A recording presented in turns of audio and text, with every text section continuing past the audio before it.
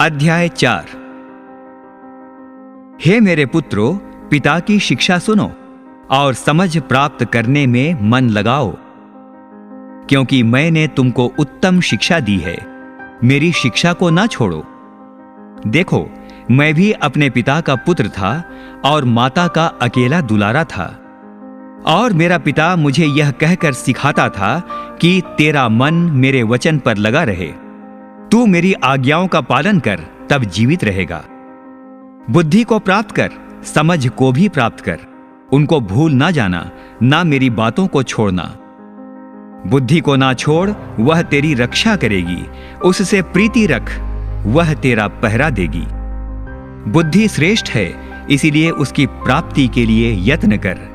जो कुछ तू प्राप्त करे उसे प्राप्त तो कर, परंतु समझ की प्राप्ति का यत्न घटने ना पाए। उसकी बड़ाई कर, वह तुझको बढ़ाएगी। जब तू उससे लिपट जाए, तब वह तेरी महिमा करेगी। वह तेरे सिर पर शोभायमान भूषण बांधेगी और तुझे सुनकर मुकुट देगी। हे मेरे पुत्र, मेरी बातें सुनकर ग्रहण कर, तब तू बहुत वर्ष तक जीवित रहेगा।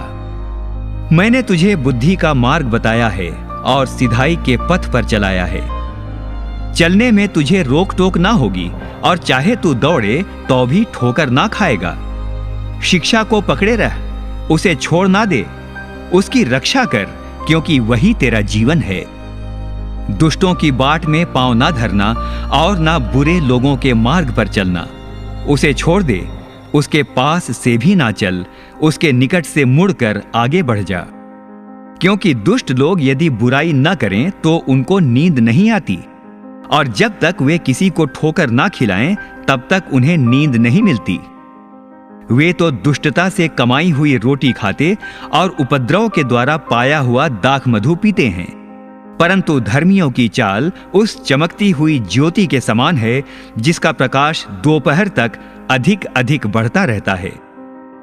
दुष्टों का मार्ग घोर अंधकारमय है। वे नहीं जानते कि वे किस से ठोकर खाते हैं।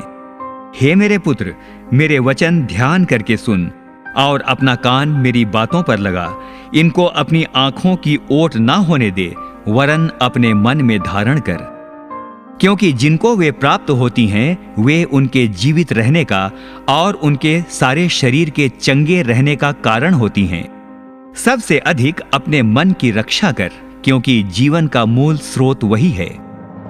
टेढ़ी बात अपने मुंह से मत बोल, और चालबाजी की बातें कहना तुझसे दूर रहे।